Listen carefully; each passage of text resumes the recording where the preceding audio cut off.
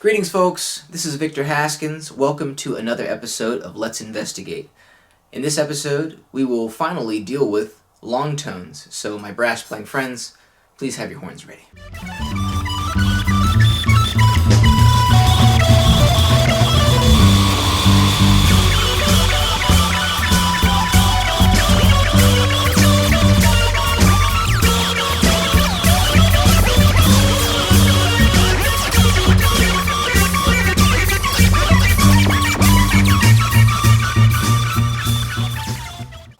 Long tones. We finally arrived at the episode. Before we start, just want to remind you guys, if you haven't already, please subscribe to this channel. I'm trying to do daily content and provide valuable things for you guys in terms of performances, in terms of educational content, and of course it's free to subscribe. Like the video, comment, share it. All those things help YouTube know that people care about this content and to show it to other people like yourself who can use these things. So, I appreciate that. Long tones. Long tones are an important part of playing a brass instrument. Why? Well, we're doing something very unnatural here. We're buzzing our lips on a piece of pipe and creating sounds. That's not what lips were made for, but that's what we use them for. And if we're going to have the greatest success in doing that, we want to make sure we develop the muscles within our face, our embouchure muscles, in order to accomplish that task for us effectively. And long tones help us to do that, help us to create that relationship with our instrument and that relationship between our imagination, where music happens, and our horn to bring our imagination to the real world. So, before you even play a single long tone, the first thing I would recommend that is actually pretty necessary so you can get the most out of doing an exercise like this is to find 2 or 3 people, professional players, who play your instrument that you like their sound. Why am I saying this? I've already said that music is not made on the page. That anytime you're reading sheet music, that's just a recipe. Okay, so you're reading a recipe of how to make this musical concoction of whatever it is you're playing. That's not music, though. Music happens in your imagination. And so, in order for you to create music that comes from your imagination, you have to have ideas in your imagination. So, imagine for a moment, I said, think of a car. Now, you've probably seen some cars before, so you can imagine a variety of kinds of cars and makes and models and colors and shapes and sizes. But if you had never seen a car before, if you'd never heard the word car, you would have no idea what I'm talking about, and you would be at a loss. It would be just about impossible for you to imagine what an actual car, what we call a car, looks like.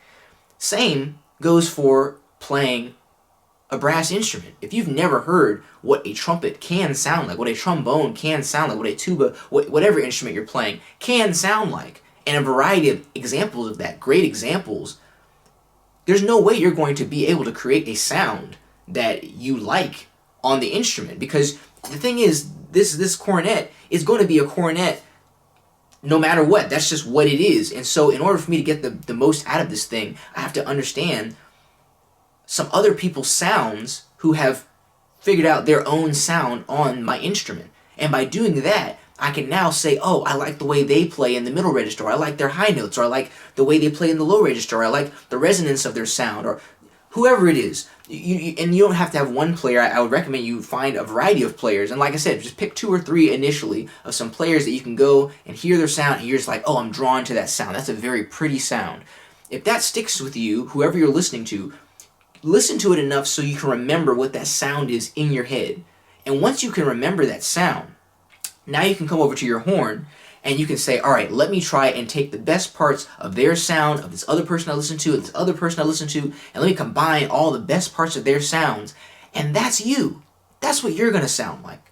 So you want to have the best models possible, the best models of sound possible for you. Now, when I say best, I mean you're developing your artistic taste, and this is part of being a musician. It's not someone telling you, that's good, that's not good. It's about you ultimately figuring out, what do I like? It's almost like eating food. It is like eating food, right? No one says, oh, you should like pizza. Pizza's great, or pizza with pineapple on it is great, right? For some people, that's amazing. Some people, they say that should be illegal. But here's the thing. It's preference. It's preference, okay? One thing isn't necessarily better than another, but you have to decide what you like. And you'll start to notice certain characteristics pop up as you listen to more things and you understand more things. You're like, oh, actually, I like the way this sounds, or I like this kind of music, or I like the way they play in this context. And you start to piece together exactly a bunch of different kinds of characteristics that you can include in your sound. But first, you need a model. Okay, so you need find 2 or 3 players who you figure out I like their sound. And then once you have that in your head, you're going to come over to your horn, and you're going to do something very similar to what we talked about in the mouthpiece buzzing episode. So if you haven't checked that out, definitely check that out, because a lot of the stuff from that episode is going to apply directly to this. We're just not going to be doing it on the mouthpiece. We're going to do it directly on the horn.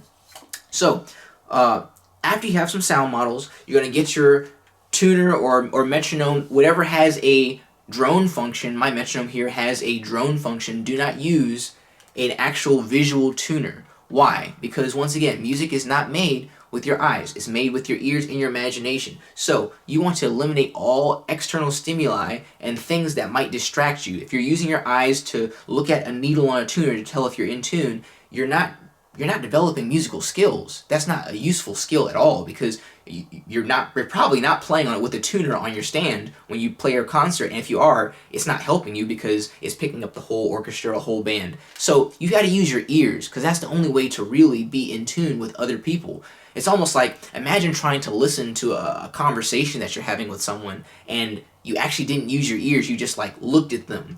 Now, you might read their lips, but that's part of the listening skill. Listening and reading lips are like related, but it's not the same thing when you're playing music. You have to use your ears and actually like tune into the sound. So we're going to take our tuner, our metronome, whatever has that drone function, and use a drone, and we're going to have the drone playing on our various pitches, and then we're going to match the pitch on the horn. And now that's only one dimension of what's going on, because long tones, playing long tones is a meditation. Okay, it's something that we sit there and it's just you and your sound. And that's all you're dealing with, is you and the sound. You're trying to figure out, you're doing little experiments every time you go to it. And so some people say long tones might be boring because you're just holding a single pitch for a while. You know, there's no predetermined time for it. I mean, it's really determined by how much time you have to invest in it. And the more time you have to be present and to mindfully do the activity, the more benefit you'll get out of it. Versus if you're doing long tones and watching a TV show or reading a book or checking your text messages, you might as well just not do the long tones, because you're totally missing the point, which is to sit there and focus on, what do I sound like? It's like looking in the mirror. Like, how often do you like really look in the mirror at yourself? You should try it sometime, because you might realize that you don't actually look very closely in the mirror. When we're doing long tones, it's like we're taking a really close look in the mirror at all the pores on our face and all of the follicles of hair. That's what you're doing with your sound when you play long tones, if you're doing it right. So you're going to sit here and maybe you're going to adjust things with your embouchure, or you're like with your lips, or maybe with like this mouth space in your mouth. Remember, I told you everything that happens behind the mouthpiece, on this side of the mouthpiece, is what's going to come through on the horn. So maybe you experiment having less space in the mouth or more space in the mouth by adjusting the tongue level. You want to do these experiments while you're doing long tones, because you're going to figure out, what do I do to get the sound that I want?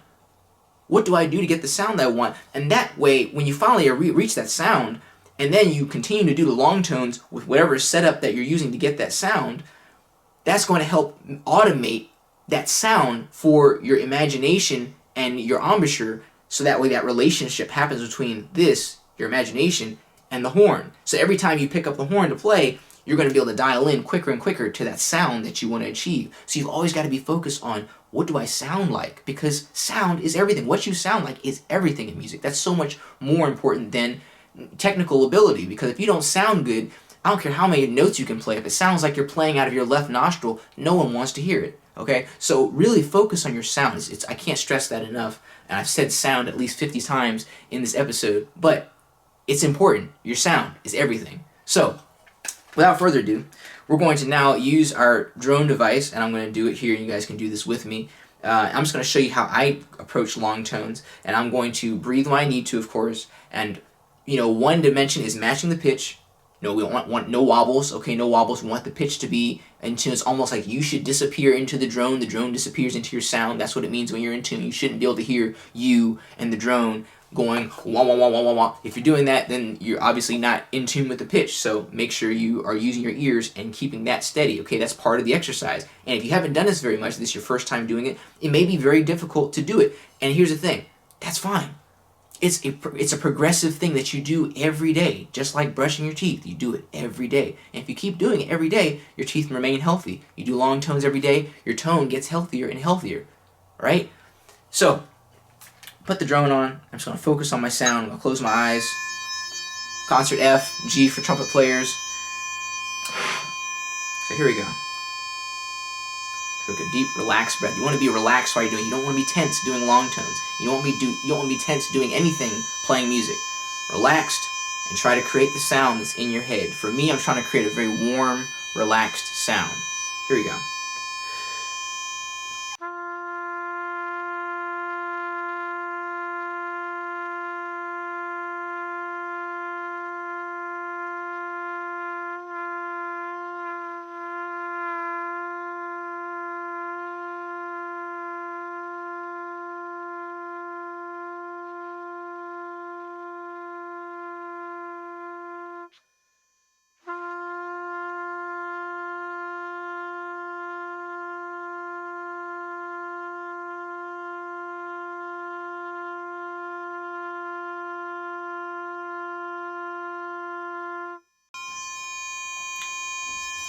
Maybe now I'm going to try that same note.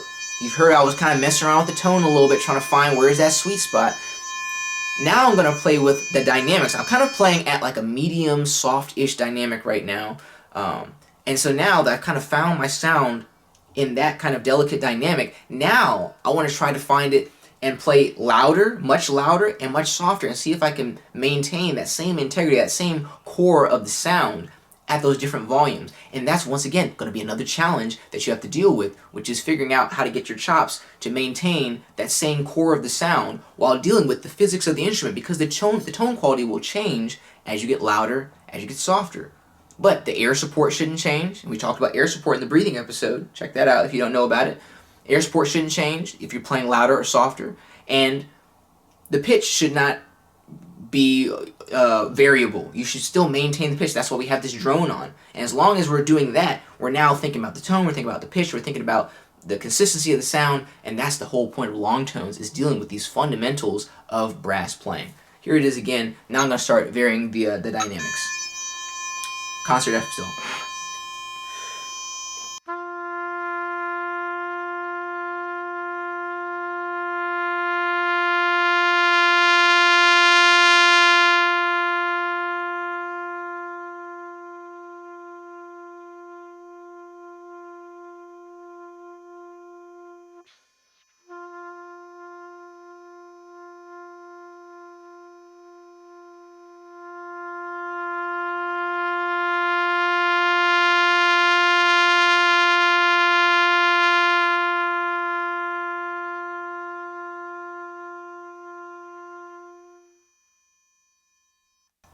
Cool.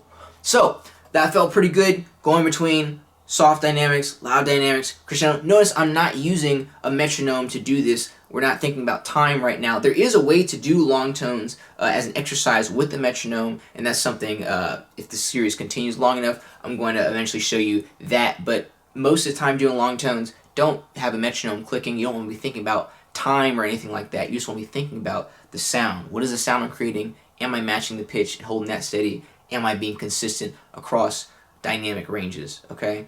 Let me do one more, and of course we'll continue this practice here after all this conceptual stuff is seeped into your brain in the guided practice series that will be paired with this soon.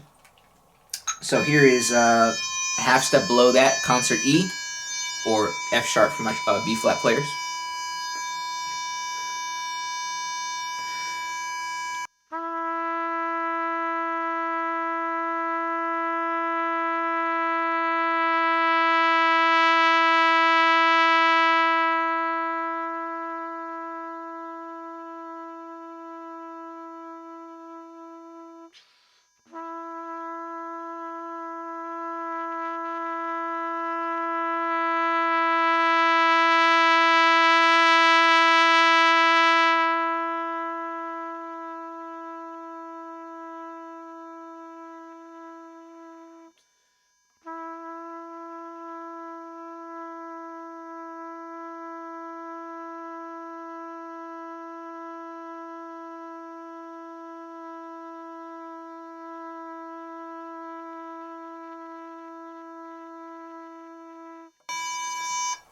Okay, so that's me doing long tones on a couple of pitches.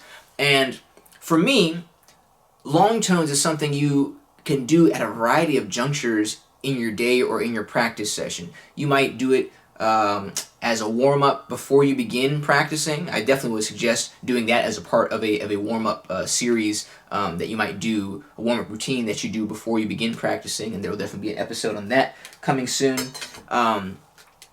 You can do it like I just finished doing a lot of practicing today, so my chops are kind of tired, so I'm kind of focusing more on the soft end of the spectrum, really thinking about that, because playing soft does a certain thing to your embouchure to focus it in order to maintain that openness of the sound, but at the same time, that firmness of the sound and that delicateness. So it's like open and delicate at the same time, and that's a very different kind of embouchure strength and training that you're going to have in order to play loud and the same on the same pitch, because now your embouchure is going to have to create a different character of sound. So think about this as you're doing long tones. We're going to talk about in the guided practice some more ideas about playing in different registers, but I hope that this is useful for you thinking about doing long tones. You can start doing long tones now. You can follow a lot of the same patterns of how we were doing the guided practice for the buzzing, playing in the mid-lowish register, low register, middle register, and of course you want to do your entire range. So as your range increases, you want to do long tones on those pitches also, so you can train your embouchure to make the tone quality that you want at whatever dynamic you want on any note that you want. So that's important that you use long tones to cover the entire range of your playing. And that's it, y'all. That's it for long tones. I think we've covered just about all the important points of why we do them and how we do them and the purpose of including long tones in your daily practice. You should be doing long tones every day. That's how you're going to really keep this consistent growth of these very small, fine, delicate muscles as you're working on blowing air through metal pipes, playing brass instruments, okay? So I hope that was helpful for you guys. If you have any questions or comments, leave them down in the comment section below. If you like the video, share them with your friends or colleagues if they can use it, and subscribe to the channel, and I will see you guys in the next video. Thank you.